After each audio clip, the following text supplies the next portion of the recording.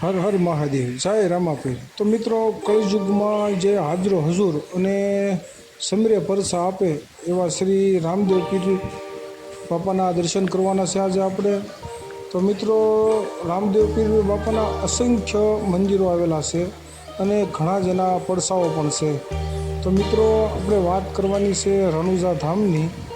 તો 3 રણુજા ધામ આવેલા છે અને તે મુખ્ય ક્યાં મંદિરો 3 રણુજા આવેલા છે અને આ કયું મંદિર છે તેના બધા જ આપણે આ વિડીયોમાં માહિતી જોઈશું। અને સંપૂર્ણ માહિતી લેવા માટે આ મંદિર ક્યાં આવેલું છે અને 3 રણુજા મંદિર ક્યાં છે તે બધું જ જોવા માટે આપણે આ વિડીયોમાં બન્યા રહો।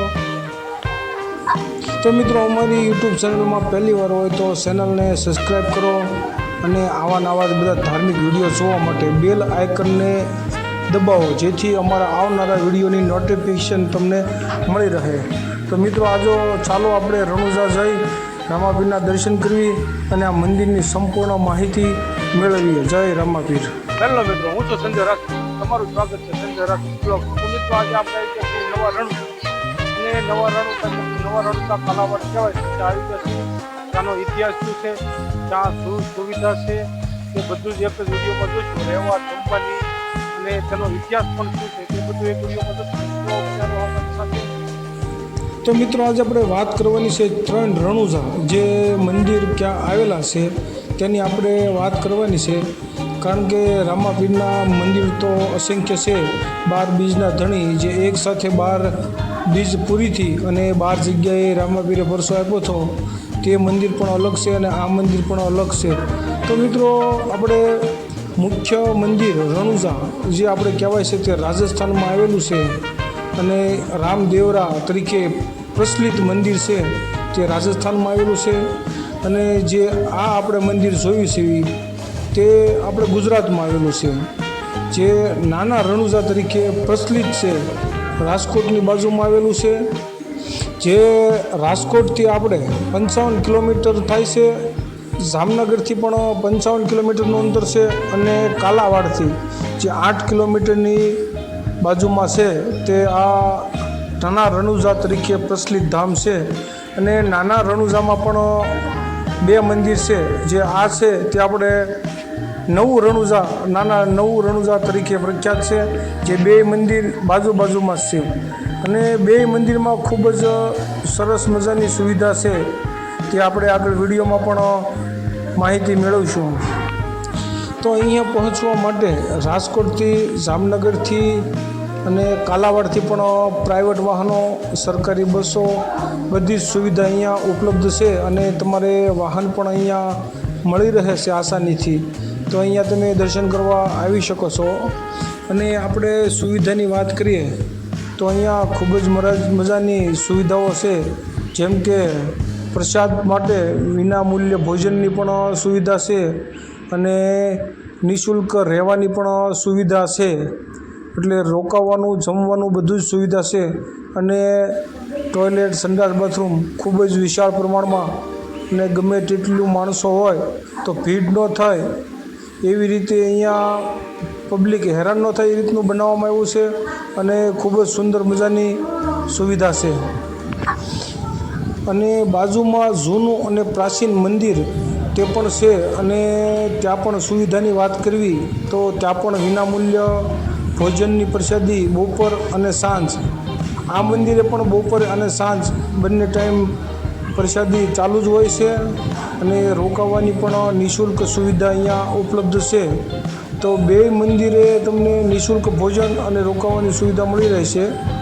અને ઇતિહાસની વાત કરીએ તો આપણે જે જૂનું મંદિર છે તેની સાથે ઘણા જ ઇતિહાસો જોડાયેલા છે।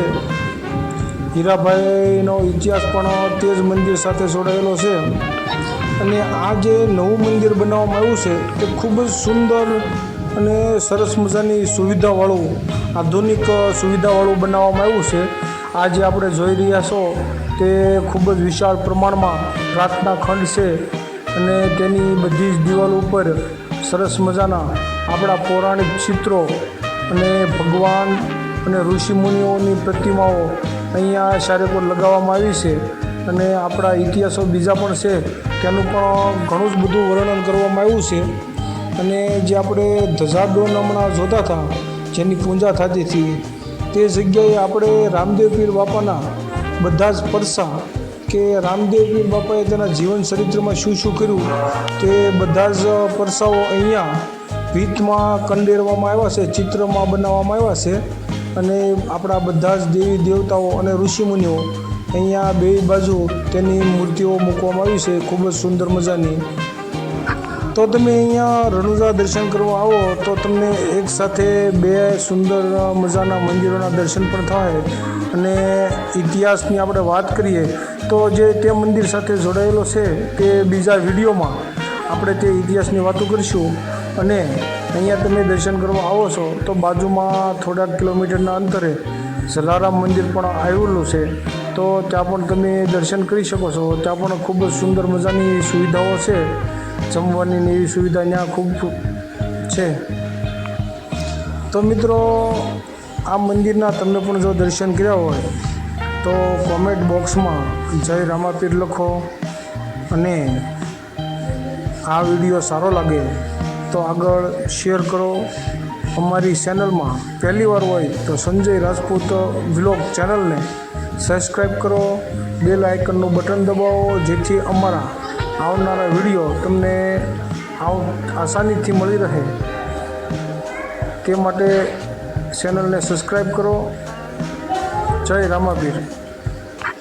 અહીંયા બજાર પણ ખૂબ જ વિશાળ પ્રમાણમાં છે, જેથી તમારે જે કાંઈ વસ્તુ જોઈતી હોય, બાળકો માટે રમકડા, બીજી કંઈ સુવિધાની વસ્તુઓ જોઈતી હોય તો આપણે માર્કેટમાં હમણાં જોઈશું અને માર્કેટમાં પણ જઈશું.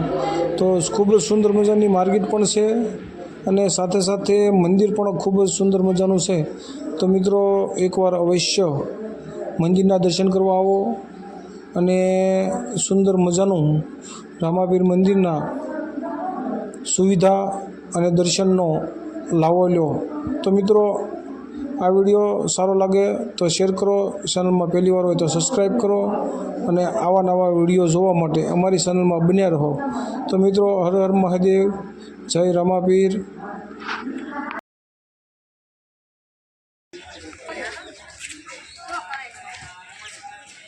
ચાલો લેવું ન હોય તો એમનું કંઈ જોવાનું.